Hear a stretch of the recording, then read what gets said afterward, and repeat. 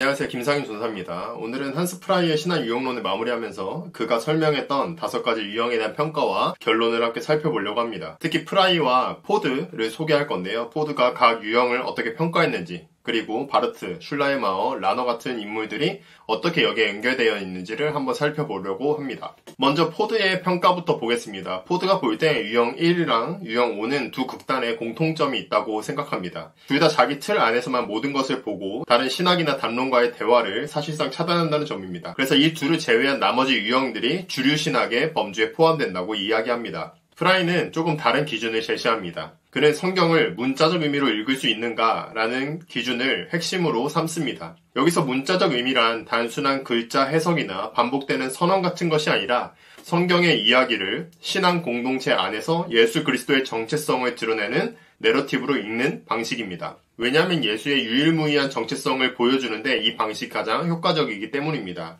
지금까지 영상을 통해서 소개했던 유형들을 간단하게 다시 짚고 넘어가 보도록 하겠습니다. 처음 유형 1의 카우프만은요, 예수를 고유한 역사적 인물로 보기보다 형이상학적 의미나 철학적 개념으로 환원했습니다. 그래서 성경의 문자적 의미를 제대로 드러내지 못한다고 프라이가 평가했었습니다. 다음으로 유형 2의 트레이시의 경우는 예수는 역사적 실제라기보단 인간 실존의 가능성으로서 강력한 상징으로 작용했습니다. 그는 철학과 신학이 메타 담론인 과정 철학으로 지향되어야 한다고 주장했었기도 했습니다. 하지만 이 해석은 기독교 고유의 자기 서술 의무에서 멀어지고 문자적 의미와도 거리가 생긴다는 점에서 프라이는 부정적으로 평가했습니다. 다음 유형 3의 슐라이어마어의 경우에는 신학과 철학은 서로 독립성을 유지하면서 상호작용하는 관계를 말했습니다. 그에게 기독교는 단순한 이념이나 이상과 같은 개념도 아니고 헤겔에게서처럼 어떤 역사적인 정신도 아니었습니다. 그에게 예수는 역사 속에 실존한 인물이었습니다. 그래서 프라이는 슐라이어마어에게서 문자적 의미가 자연스럽게 드러날 수 있다고 평가했습니다.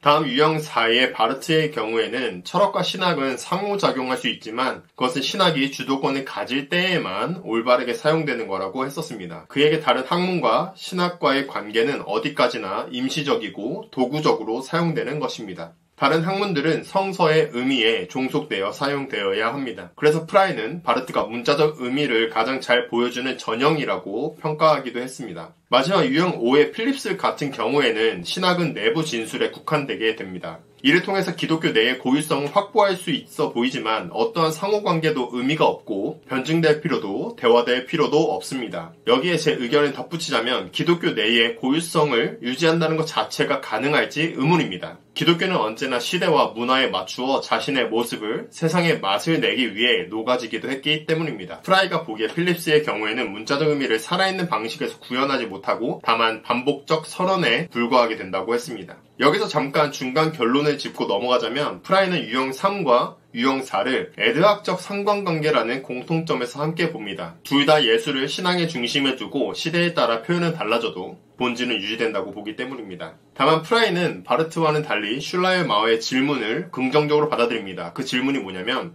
외부 학문과 전혀 상관이 없다면 신학은 폐쇄된 개토화로 가는 것이 아니냐라는 질문입니다. 왜냐하면 이에 대해서 바르트는 다른 어떤 철학책에도 신학 언어의 규칙이 될 수 없다 라고 주장했기 때문입니다. 그래서 프라이는 바르트식 종성 모델을 보완하는 더 개방적인 상관관계를 지향하는 것 같습니다. 결론적으로 포드는 프라이를 유형 3과 유형 4 사이에 위치하고 있다고 생각합니다. 프라이는 각 학문의 자율성을 최대한 보장하면서도 신학이 다른 담론과의 대화를 포기하지 않아야 한다고 주장합니다. 그의 신학은 그런 의미에서 어떠한 전체성도 거부하고 타자성에 대한 존중을 중시하는 것입니다. 나아가서 포드는 프라이의 유형론이 오늘날 재구성될 필요가 있다고 말합니다. 왜냐하면 과거에 설득력이 있었던 이론도 시대가 바뀌면 설득력을 잃을 수 있기 때문입니다. 마지막으로 포드는 칼 라너의 예시를 듭니다. 포드가 보기에 라너는 유형 2, 유형 3, 유형 4의 특징을 결합한 유형이라고 소개하면서 자신의 평가를 마칩니다. 라너는 철학과 신학을 대화시키면서도 믿음 안에서 이해를 추구하는 모습을 보여주었기 때문입니다. 마지막으로 제 생각을 덧붙이자면 라너와 같은 유형을 유형 사이의 유형이라고 정리할 수 있을 것 같습니다. 자연스럽게도 각 유형은 여러분들의 생각과 여러분들의 실존적인 상황에 따라서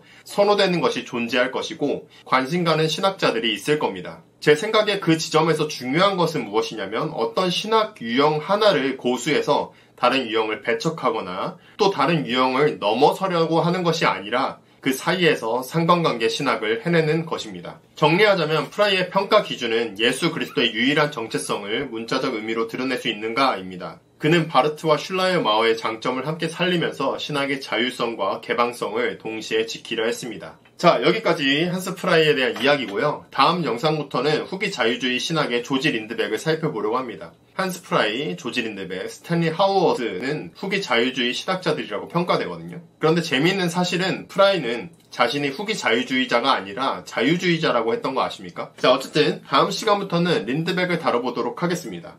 그리고 철학 이야기를 좀 해야 될 것 같습니다. 지금 여기까지 이제 보는 사람들이 얼마나 있을까 싶긴 한데, 이게 막상 혼자 이렇게 이야기하고 편집하고 하다 보니까 다른 사람들도 이런 생각을 하겠지만 혼자 생쇼하는 것 같고 뭐 그런 느낌이 좀 듭니다. 그래서 조회수도 좀 빨고 싶고 그렇거든요. 그래서 교회 이야기나 신앙 이야기도 좀 해야 될 것 같고요. 아무쪼록 여러분들의 구독과 좋아요는 힘이 됩니다. 자, 어느덧 28명이거든요. 네. 이 정도면 첫 컨텐츠 치고 꽤 괜찮은 편 아닌가요?